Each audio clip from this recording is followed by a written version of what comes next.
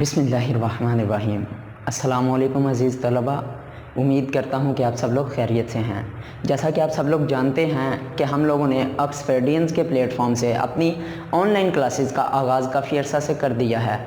तो हम लोग डिफरेंट सब्जेक्ट्स को यहाँ पर उसके ऑनलाइन लेक्चर्स अपलोड कर रहे हैं। तो इसी के साथ साथ हम लोग applied mechanics PHY 212 mechanical second year का जो कोर्स है उसे भी स्टडी कर रहे हैं। तो आप सब लोगों को हम लोग आज के लेक्चर में वेलकम करते हैं। और जिस स्टूडेंट ने अभी तक हमारा ऑफिशियल यूट्यूब चैनल ऑक्सफोर्डियंस सब्सक्राइब नहीं किया वो जल्दी से इसे सब्सक्राइब करे और बेल आइकन पर क्लिक करे ताकि हमारी आने वाली लेटेस्ट वीडियोस आप तक जल्द से जल्द पहुंचती रहें। तो स्टूडेंट्स, आप लोग जानते हैं कि हमने पिछले लेक्चर में चैप्टर नंबर 7 के 2 टॉपिक्स को स्टडी किया, work and energy relationship, energy और काम का आपस में क्या ताल्लुक़ है। उसके बाद फिर हम लोगों ने देखा मुतगय्यर क़ुव्वतों का हम लोग वर्क डन किस तरह फाइंड करते हैं, work done on variable forces. तो आज हम लोग इंशाल्लाह नेक्स्ट 2 और 3 टॉपिक्स को स्टडी करेंगे। इससे पहले हम लोगों ने चैप्टर नंबर अपने 6 चैप्टर तरतीब के साथ फिनिश किए हैं। आपको हमारी प्लेलिस्ट में इसका टॉपिक वाइज आपको इसके लेक्चर्स मिल जाएंगे। तो जिस स्टूडेंट को रिवाइज करते हुए किसी भी किस्म की प्रॉब्लम का सामना करना पड़े तो वो हमारे पिछले लेक्चर से रहनुमाई ले सकता है। तो स्टूडेंट, हम लोग आज के लेक्चर का बाकायदा आगाज़ करते हैं। तो आज हम लोग स्टडी करेंगे IHP इंडिकेटेड हॉर्स पावर। क्या है ये? IHP indicated horse power.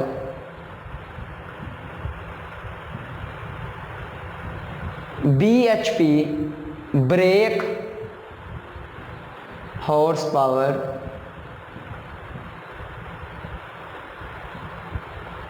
उसके बाद एफिशिएंसी क्या होती है किसी इंजन की। देन हम लोग to calculate IHP on engine की इंडिकेटेड हॉर्स पावर किस तरह कैलकुलेट करते हैं हम लोग ये सीखेंगे। तो अजीज़ तलबा, IHP इंडिकेटेड हॉर्स पावर, सबसे पहले तो आपको पता होना चाहिए हॉर्स पावर क्या होता है। हॉर्स पावर पावर का एक यूनिट है। एक हॉर्स पावर बराबर होती है 746 वाट्स के। हम लोगों ने पिछले लेक्चर में स्टडी किया था। अब पावर को, हॉर्स पावर, अगर आप इसका बैकग्राउंड देखें ना तो हॉर्स पावर होता है कि एक घोड़े की जो पावर होती है। तो अर्ली ज़माना में हम पावर, किसी चीज़ की पावर को चेक करना होता था ना तो उसको घोड़े की पावर के साथ उसको मिसाल, क्योंकि घोड़ा एक पावरफुल जानवर है, तो उसके साथ बांध देते थे, वो खींचता था। तो हम लोग अंदाज़न कैलकुलेट करते थे जी इसकी कितनी पावर है। तो इसलिए ये जो हॉर्स पावर एक यूनिट है ना, ये इस्तेमाल किया जाने लगा। इंडिकेटेड हॉर्स पावर क्या होती है कि ये इंजन के सिलेंडर्स में पैदा होने वाली पावर होती है, जिसे हम इंडिकेटेड हॉर्स पावर कहते हैं। जब पिस्टन वर्क करता है तो पिस्टन के वर्क के दौरान इंजन के सिलेंडर में जो पावर पैदा होती है उसको इंडिकेटेड हॉर्स पावर कहते हैं। इसको हम इनपुट पावर भी कहते हैं, ठीक है। और इसके यूनिट क्या है? HP। इंडिकेटेड हॉर्स पावर को हम लोग क्या, इनपुट पावर भी कहते हैं। अब बिल्कुल इसी तरह इसके यूनिट क्या होंगे? HP, horse power. पावर है ना, पावर का यूनिट क्या जी? Horse power. इसी तरह फिर break horse power. Break horse power को हम लोग आउटपुट पावर भी कहते हैं। ये वो पावर होती है जो हमें इंजन के आखिर पे इसकी शैफ्ट से मिलती है, जिसको हम इस्तेमाल करके मुख्तलिफ काम सरंजाम देते हैं। समझ आई? आउटपुट पावर, उसको हम लोग क्या कहते हैं? Break horse power. अब इंडिकेटेड हॉर्स पावर की वैल्यू ब्रेक हॉर्स पावर से हमेशा ज़्यादा होती है।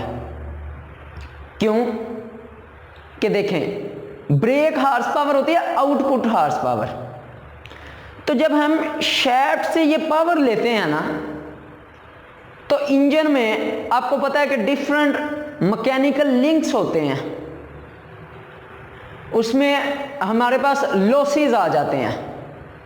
कौन कौन से लॉसेस हो सकते हैं? हीट लॉसेस हो सकते हैं, फ्रिक्शनल लॉसेस हो सकते हैं, कुछ हमारे ह्यूमन लॉसेस हो सकते हैं, जिसकी वजह से जो ब्रेक हार्स पावर होती है ना, वो बराबर होती है इंडिकेटेड हार्स पावर में से अगर हम वो लॉसेस निकाल दें, वो लॉसेस हम लोग माइनस कर दें, तो हमारे पास क्या आ जाएगी? Brake horse power, output horse power. Next हम लोग चलते हैं एफिशिएंसी पर, कारकर्दगी, कि एक इंजन कितना एफिशिएंट है, कितनी हमें वो कारकर्दगी फराहम करता है। तो ब्रेक हार्स पावर और इंडिकेटेड हार्स पावर के दरमियान निस्बत को इंजन की एफिशिएंसी बोला जाता है। Brake horse power dividing by indicated horse power, ये क्या होगा? एफिशिएंसी। इसको हम लोग इस साइन से शो करते हैं, ठीक है। अब अगर हमें एफिशिएंसी परसेंटेज में रिक्वायर्ड हो कि कितने फीसद ये इंजन काम करता है, तो हम लोग 100 से मल्टीप्लाई करवा देते हैं, जो भी हमारा आंसर आता है, तो हमारी जो एफिशिएंसी है वो परसेंटेज की फॉर्म में आ जाएगी। लेट्स सपोज कि मेरा आंसर आता है 0.96 पर, तो इसको अगर मैं परसेंटेज में लिखूं तो ये कितना हो जाएगा जी? 96%। इस तरह। उसके बाद डियर स्टूडेंट्स, अब हम लोग मूव करते हैं कि इंजन की इंडिकेटेड हार्स पावर हम लोग फाइंड किस तरह कर सकते हैं, किस तरह कैलकुलेट करते हैं। तो आप लोग थर्मोडायनामिक्स में इंटरनल कंबस्टन इंजन्स पे एक पूरा चैप्टर स्टडी करेंगे, जिसमें आप लोग इंजन की जो बेसिक टर्म्स होती हैं उनको जब स्टडी करेंगे तो आपको ज़्यादा बेहतर तरीके से ये टॉपिक समझ आएगा। मैं यहाँ पे कोशिश करता हूँ कि आपको बेहतर से बेहतर अंदाज में समझा सकूँ, ताकि आपको किसी भी कन्फ्यूजन को ना फेस करना पड़े। तो इंजन की ना कुछ बेसिक टर्म्स होती हैं, कुछ बेसिक पार्ट्स होते हैं, जिनकी मूवमेंट से हमारे पास पावर पैदा होती है। अब यहां पे 3 पार्ट उसने दिखाए गए हैं: सिलेंडर, पिस्टन, कनेक्टिंग रॉड। ठीक हो गया। अब सिलेंडर क्या होता है? सिलेंडर बिल्कुल एक बंद हमारे पास वेसल होती है, सिलेंडर टाइप होता है, जिसके ऊपर 2 वाल्व होते हैं, एक इनलेट वाल्व होता है, एक एग्जॉस्ट वाल्व होता है।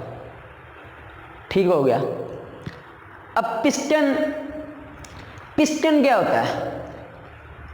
Piston to and fro motion करता है सिलेंडर के दरमियान। जैसे ही इनलेट वाल्व ओपन होता है, फ्यूल सिलेंडर में आता है, तो पिस्टन टॉप डेड सेंटर से, टॉप डेड सेंटर इंतहाई ऊपर वाला हिस्सा जहां तक पिस्टन जा सकता है, टॉप डेड सेंटर से पिस्टन हरकत करता हुआ बॉटम डेड सेंटर पे आ जाता है। ये पिस्टन की पहली पोजीशन है, ये पिस्टन की दूसरी पोजीशन है। फिर इनलेट वाल्व क्लोज हो जाता है, एग्जॉस्ट वाल्व भी क्लोज हो जाता है, फिर पिस्टन अपवर्ड मूव करता है। इसको हम लोग कहते हैं कंप्रेशन स्ट्रोक। कंप्रेस करता है पिस्टन किसे? फ्यूल को। तो फ्यूल का जो अंदर का प्रेशर होता है वो क्या होता है? इंक्रीज हो जाता है। ठीक हो गया। अब फिर यहाँ पे स्पार्क होता है या फ्यूल इंजेक्टर से हम इंजेक्शन करवाते हैं, फिर पिस्टन नीचे आ जाता है, वो पावर स्ट्रोक होती है, फिर इसी तरह एग्जॉस्ट स्ट्रोक। इनको हम लोग फर्दर स्टडी करेंगे डिटेल में। आपको जस्ट पता होना चाहिए सिलेंडर क्या होता है, पिस्टन क्या होता है, पिस्टन का काम क्या होता है, फिर कनेक्टिंग रॉड। कनेक्टिंग रॉड एक रॉड होता है जिसका एक एंड पिस्टन के साथ कनेक्ट होता है, दूसरा एंड क्रैंक शाफ्ट के साथ कनेक्ट होता है। Connecting rod to and fro motion को पिस्टन की क्रैंक शाफ्ट के जरिए रोटेटरी मोशन में कन्वर्ट करता है। अब फर्ज करें कि ये हमारे पास यहां से लेके यहां तक का जो फासला है उसको मैं L से डिनोट कर देता हूं। ये L क्या होगा, ये है जी लेंथ ऑफ स्ट्रोक। अब स्ट्रोक क्या चीज है, पिस्टन का टॉप डेड सेंटर से बॉटम डेड सेंटर तक का फासला एक स्ट्रोक कहलाता है। ठीक है, अब ये जितना फासला कवर करेगा उसको हम लोग क्या देते हैं, लेंथ ऑफ स्ट्रोक, और कैपिटल N से डिनोट करते हैं। अगर हमने पिस्टन की एफिशिएंसी इंडिकेटेड हॉर्स पावर को हमने कैलकुलेट करना है तो हम जानते हैं कि देखें, अगर ये P हमारे पास प्रेशर ऑन पिस्टन हो न्यूटन पर स्क्वायर मीटर में, तो देखें जब फ्यूल आता है, फ्यूल को जब फ्यूल इनलेट होगा तो पिस्टन के ऊपर कोई ना कोई प्रेशर डालेगा। प्रेशर की वजह से पिस्टन एक स्टेट से दूसरी स्टेट में आ जाएगा, मतलब एक पॉइंट से दूसरे पॉइंट में आ जाएगा। तो वो प्रेशर अगर न्यूटन पर स्क्वायर मीटर हो,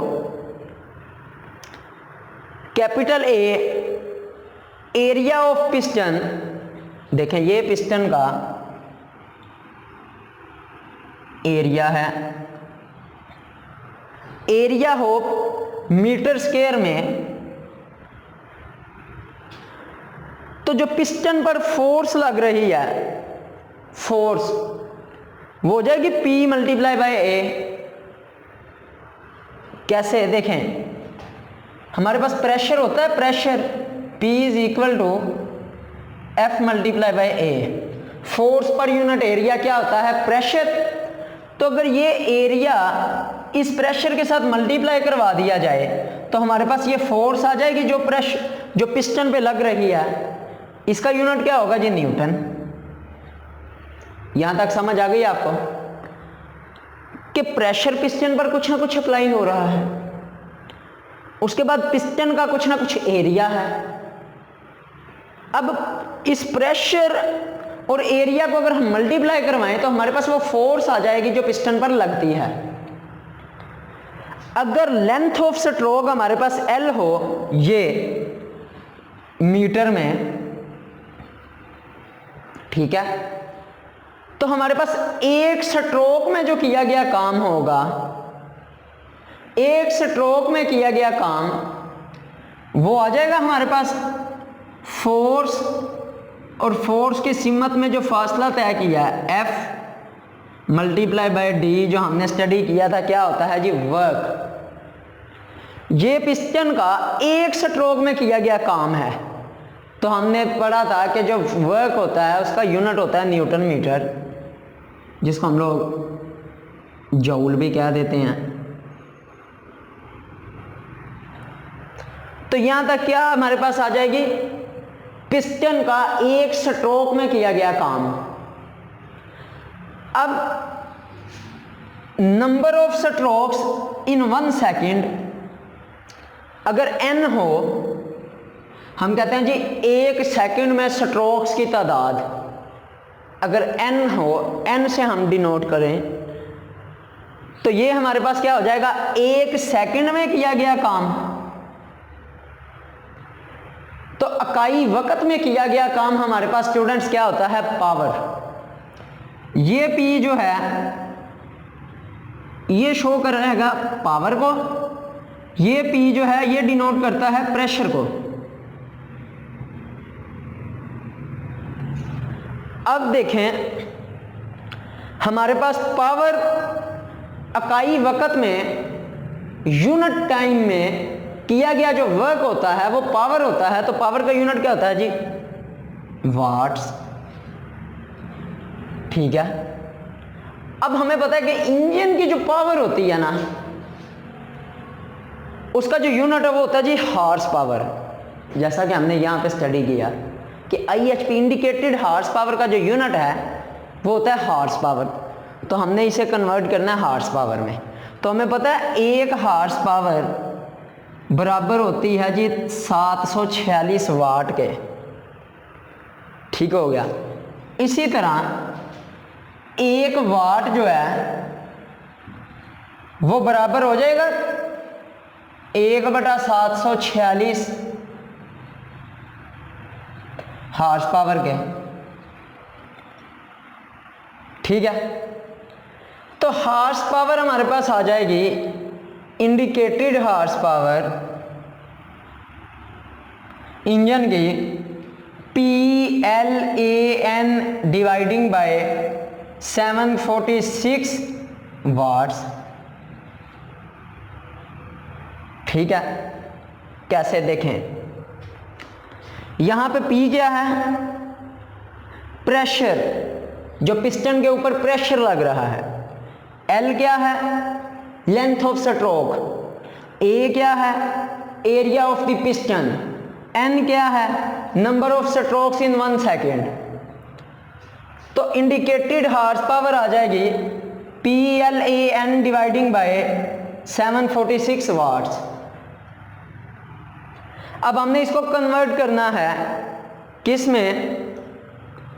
ये होगा हमारा SI सिस्टम में यूनिट। अब FPS सिस्टम में हमारे क्या यूनिट आ जाएंगे? Indicated horse power PLAN dividing by 33,000। तो ये आ जाएगा FPS सिस्टम में PLAN बाय 550 डिग्री, ये आ जाएगा CGS सिस्टम में। यहां पर जो लेंथ होगी फुट में लेंगे, एरिया होगा फुट में आएगा, नंबर ऑफ जो स्ट्रोक्स हैं वो सेकंड में ही होंगी, जो प्रेशर होगा न्यूटन की बजाय पाउंड में आ जाएगा। ठीक हो गया। तो ये था स्टूडेंट्स हमारा आज का लेक्चर। तो उम्मीद करते हैं कि आपको आज के लेक्चर की अच्छे तरीके से समझ आ गई होगी। जैसा कि हमने आज क्या डिस्कस किया, इंडिकेटेड हॉर्स पावर क्या होती है, ब्रेक हॉर्स पावर क्या होती है, इंडिकेटेड हॉर्स पावर और ब्रेक हॉर्स पावर के दरमियान जो निस्बत होती है, ब्रेक हॉर्स पावर और इंडिकेटेड हॉर्स पावर के दरमियान जो निस्बत होती है उसे हम एफिशिएंसी बोलते हैं कि इंजन कितना एफिशिएंट है। फिर हमने कैलकुलेट किया कि इंडिकेटेड हॉर्स पावर इंजन की किस तरह कैलकुलेट हम कर सकते हैं। तो इस टॉपिक से रिलेटेड हम लोग फर्दर न्यूमेरिकल प्रॉब्लम्स जब सॉल्व करेंगे तो आपको ज़्यादा बेहतर तरीके से इस टॉपिक की समझ आ जाएगी। अभी आपको पता चला कि इंजन के मोस्ट इम्पोर्टेंट पार्ट्स कौन से होते हैं। सिलेंडर का क्या फंक्शन है, पिस्टन का क्या फंक्शन है, कनेक्टिंग रॉड का क्या फंक्शन होता है, स्ट्रोक क्या होती है। फिर हमें पता है कि वर्क डन होता है फोर्स मल्टीप्लाई बाय डिस्प्लेसमेंट। फिर हमें पता है कि यूनिट टाइम में जो किया गया काम होता है वो पावर के बराबर होता है। तो हमने सिंपल तरीके से इसको सॉल्व कर लिया। तो स्टूडेंट्स इंशाल्लाह यहाँ तक आपको अच्छे तरीके से उम्मीद करता हूँ कि समझ आ गई होगी। आपने इसके नोट्स भी प्रिपेयर कर लिए होंगे साथ साथ। फर्दर आपको जिस पॉइंट की नहीं समझ आई आप कमेंट बॉक्स में उसका इजहार कर सकते हैं। इसी तरह हमारे नेक्स्ट आने वाले लेक्चर तक के लिए आप हमें इजाज़त दीजिए और अपना ढेर सारा ख्याल रखें। अल्लाह हाफिज़।